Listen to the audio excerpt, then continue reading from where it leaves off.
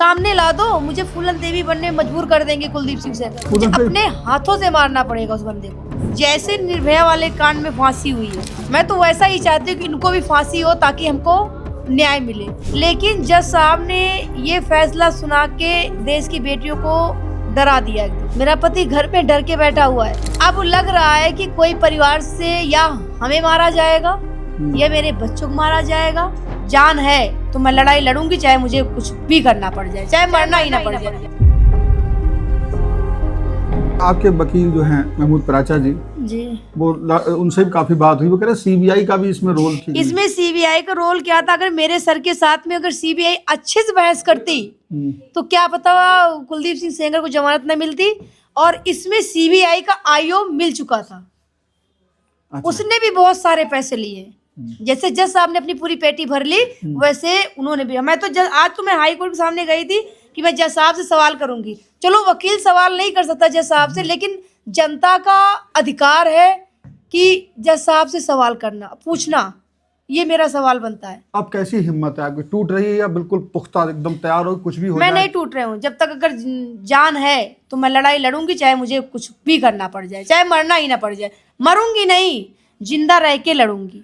अगर कोई मारता है तो बात अलग है, लेकिन अपने हाथों से मरने वाली नहीं हूं मैं।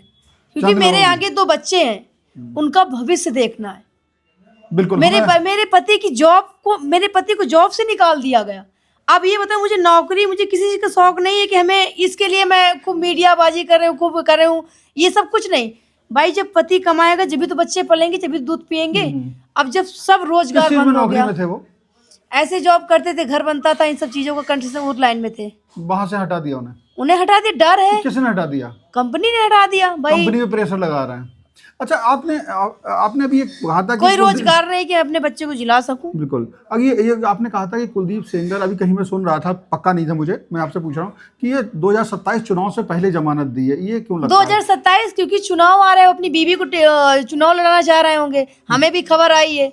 लेकिन ऐसे आरोपी, रेप के आरोपी, अगर परिवार को, फैमिली को टिकट दी जाती है तो समझ लो ये मेरे साथ घोर अन्याय हुआ है। जज साहब ने ये ऑर्डर सुना के देश की बेटियों को एकदम अंदर से डर पैदा कर दिया कि अगर अब मैं घर के बाहर निकलूंगी रेप होगा।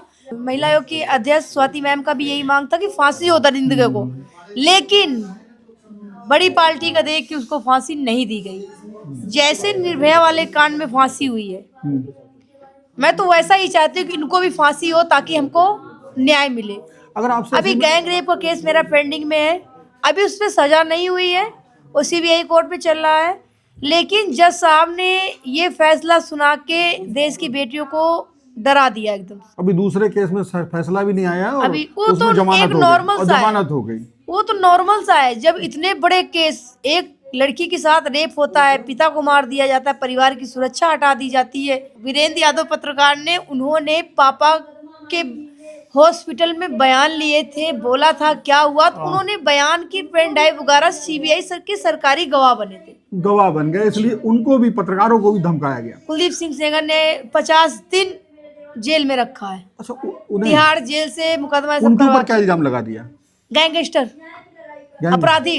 मेरे घर में सामने ला दो, मुझे फूलन देवी बनने में मजबूर कर देंगे कुलदीप सिंह सेंगर। कैसे? मुझे अपने हाथों से मारना पड़ेगा उस बंदे को। ये आपके मन में क्रोध है? क्रोध है। अगर मेरे सामने खड़े हो जाए, मैं उनको वैसे, अरे उनकी बेटी, उनका अपने पिता का ही एक वो भी बेटी है ना, ऐसे पिता को तो घर से निकाल के फेंक देना चाहिए। उनकी बेटी तो किसी बहुत बड़े पुराने मुख्यमंत्री के, हाँ, ये भी मैं कहना चाहती हूँ कि वो यूपी के पूर्व सीएम के पोते से शादी की, क्योंकि वीर बहादुर फतेह बहादुर के बेटे से शादी की है। लेकिन मैंने भी शादी किया है एक गरीब, एक नॉर्मल इंसान से, ताकि मुझे परिवार की जिम्मेदारी, बड़े लोगों से शादी इसलिए किए हैं कि ना जिम्मेदारी ना कुछ, होटल से खाना आएगा, ताकत बढ़ती जाए। हाँ, होटल से खाना आएगा, बैठ के खाएंगे, नौकर तो लगे रहेंगे, घर में झाड़ू पोछा करने वाले, हमें कुछ करना ही नहीं पड़ेगा। हम सिर्फ राजनीति करेंगे, कोर्टों में वकालत करके सब करेंगे। अरे मुझे भी तो पढ़ाया जाए ताकि हम भी अपना केस सामने से लड़ सकूं। उस समय उम्र कम रही होगी जब उसने आपको बेवकूफ बनाया, आपसे ये सब करा, गलत काम किया। तो उस समय आपकी उम्र काफी कम रही होगी ना? जी, हमें इतना कुछ, क्या हम तो क्या अपने उसने मामा के यहाँ बचपन से रहते हैं, हमको पता ही नहीं नौकरी है की बात कही थी? कुछ नहीं। हमें एक लेडीज लेके गई थी, बोली क्या यहाँ तक चलते हैं, वो भी यहाँ सीबीआई की सरकारी गवाह हैं, वो बाहर हैं, 2 साल सीतापुर जेल काट के आई हैं, जब वो यहाँ दिल्ली 30 कोर्ट में सीबीआई की सरकारी गवाह बनी, जब उनको छोड़ा गया, बरी किया गया। अच्छा, वो भी आरोपी हैं इसमें? आरोपी थी लेकिन बरी कर दिया गया। आपके पिताजी को क्यों हिरासत में ले लिया था जिनकी मौत हो गई? मौत हो गई, अब क्यों लिया गया? दुनिया देखी है, पब्लिक देखी है कि पहले मारा, उसके बाद में उल्टा ही आरोप लगा के जेल भेज दिया, जेल में भी जाके, अब बताओ, जेल में भी जाके आंखों में सूजा पोंछ दिया। और ये तो उस समय आपको डर नहीं लगा? ये इतने ताकत भर लोग हैं, आपके पिता को भी मार दिया और ये सब, कोई हिम्मत कहाँ से आई आपके पास? कैसे आई हिम्मत? जब मतलब हालात देखते हैं, घर की हालात देखते हुए, और अगर घर में किसी पिता के साथ गलत होता है तो बेटी जन्म लेती है तो पिता का ही वो रहता है, तो लड़ाई तो लड़नी पड़ेगी। लड़ाई लड़नी पड़ेगी जी।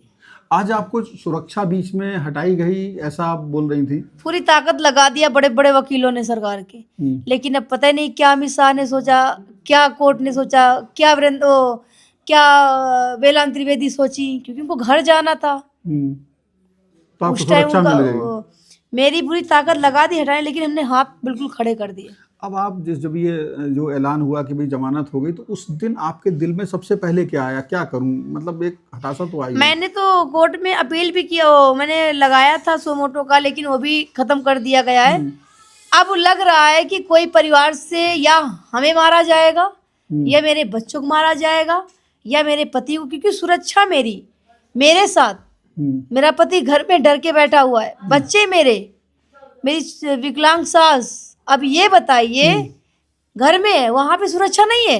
घर में सुरक्षा नहीं है? घर में सुरक्षा नहीं, बच्चे, अगर बदला ही लेना होगा ना, इतना मामला हाईलाइट हो गया बीच में जमानत होने के बाद, मेरे बच्चों को उठा लिया जाएगा। कितना बड़ा बच्चा है आपका? एक बच्चा 2 साल का है, एक बच्चा 1 साल का हो गया, दूसरे में लग गया, एक बच्ची तीसरे में लग गई। अब बताओ, अगर उनको उठाया जाएगा तो मैं तो ये सब छोड़ के भागूंगी ना बच्चों की तरफ अपने। हिम्मत टूटेगी। वो हिम्मत तोड़ने के लिए कुछ ना कुछ कांड कर देंगे घर में, परिवार में। अच्छा। पैरोकार गवाहों के घर में भी कांड कर देंगे कि इनकी हिम्मत टूट जाए।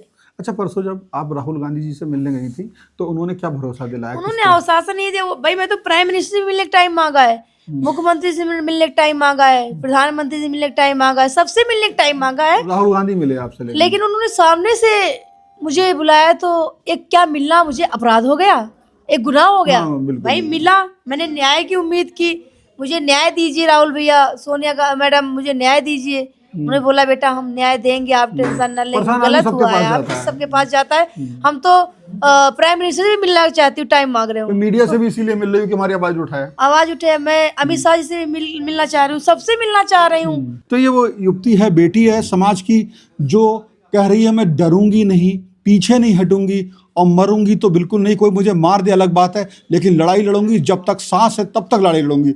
हम सब इस बेटी के साथ लड़ाई में साथ हैं, उम्मीद है इसे न्याय मिलेगा। और जो आरोपी है, जो आरोपी का तो सजा याफ्ता है, सजा दी गई है, उसको जेल की सलाखों के पीछे ही रहना पड़ेगा, या फिर जैसा कि इस जंग करती हुई बेटी की आस है, उम्मीद है कि उसे इतने बड़े उसके लिए फांसी होना चाहिए। उम्मीद है फूलन देवी ना बनना पड़े आपको। धन्यवाद। Subscribe to One India and never miss an update. Download the One India app now.